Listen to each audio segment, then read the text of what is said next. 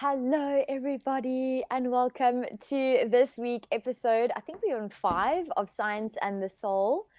I'm so super excited to be joined, as always, with my fabulous co-host, Dear James. I'm the Lady Jaclyn, human design expert, and each week we come with you, or we come to you, and we hold space of having conversations about weekly themes and topics that literally drop into our laps. That's how it works. So, hey, James, do you want Yes, to say it. hello? Do you want to introduce yourself?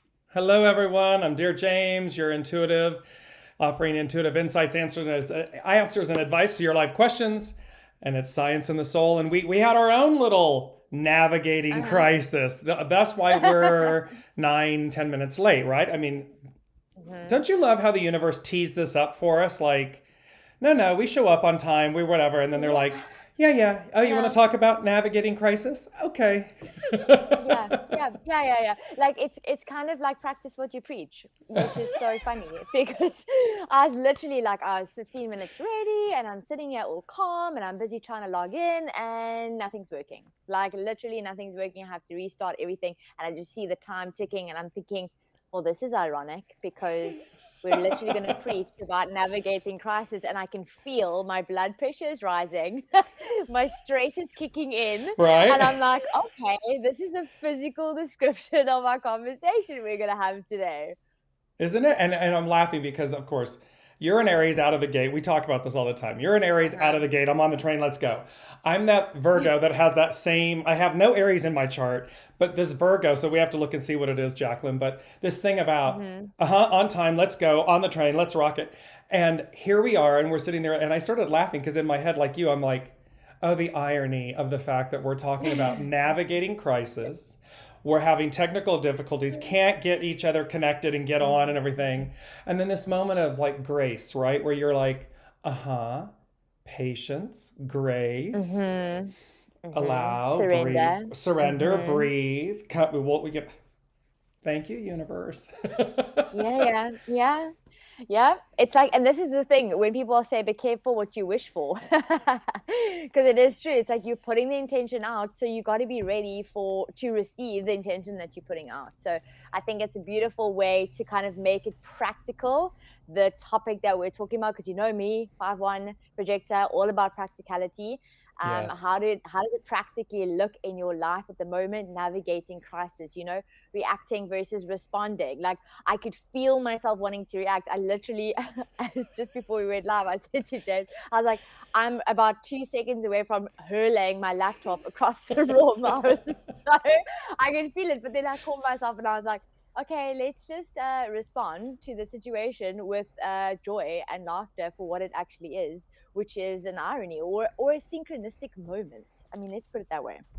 Beautiful. And as we do on Science and the Soul, we bridge the practical with the spiritual.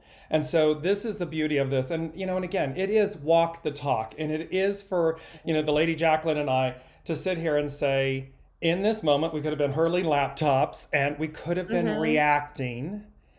And instead we were both kind of like, because it's not our personalities. Our personalities are like, let's go, Mm-hmm. let's handle this. Like, and then all of a sudden it's like, oh, universe has a whole different, and this is how it's going to apply to everybody in your lives when you're listening to this episode.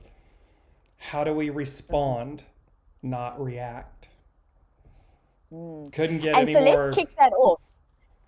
All right. So let's kick it off, right? Because let's actually talk about it. So how do you come to a place where you have the self-awareness enough to know, okay, I can catch myself. It's almost like if I explain the situation, and I've had this multiple times in this human experience called life, where you're actually looking at yourself as if you're a second person and you're kind of going, okay, so you have two options here. Like either you can do what you're wanting to do, which is your emotional reaction in the moment based on how you feel, and this everything is kicking in and your whole body then changes because you're influencing the chemical process within your body to kind of fight or flight, right? So the adrenaline increases, your stress hormone like gets kicked into overdrive, your body goes ready to kind of, okay, I'm ready, like let's get the show on the road kind of vibe. Or you have the second option, which is, I want to say, the aligned, empowered option, which is sometimes not the Yes. easiest. And this is the question. It's like, how do you get there? How do you get there where you can catch yourself looking at yourself going, okay, I got two options. Which option am I going to go with? Absolutely. And isn't it funny? Like, I can literally in this moment, as this example, truly universally inspired, because literally what you do with yourself is you know your own reactions, right? So you know your personalities. And this is what you're talking about. In the third person, we're looking at ourselves in the third person. And I sat here and I go, now I know in my head, mentally, it was brrrr, just like you're saying, I'm going to hurl the laptop 2 seconds away from hurling the laptop. And yet you take that beat, you take that breath, and instead of reacting, it's like you just step back. And I could feel myself. I step back and I was just, and the word that comes, Jaclyn, is allow. I just allowed, because in my head after the initial part where you want to react, I was like, okay, well, there's a possibility that maybe we're not doing this show today. There's a possibility that it'll be right on time, and everything's purposeful. So in that, when we step back and allow, as you and I both did, we connected, we carried on, when we started, yes, we were late. Both of us don't like that, but you know what? The universe working on our behalves teed up for us this entire conversation, this episode. Absolutely. So what I'm hearing from you is the first step is definitely self-awareness. So to know thyself, right? Because how many times, like how many of you that are listening are actually conscious, and I know you are because you're here with us, but how many times do you notice other people, or have you noticed yourself being so unconscious in your responses or your reactions, right, that you actually need to kind of first come to terms with, who am I in a crisis situation? Like, what is my first reaction? And that is not, it's not actually your truth, right? And this is where the first thing is know thyself, because it's identifying and knowing, okay, this is the pattern of the way that I respond or react in a crisis situation where things aren't seemingly going my way, right? When I want to control, when I want to, like react in the emotion.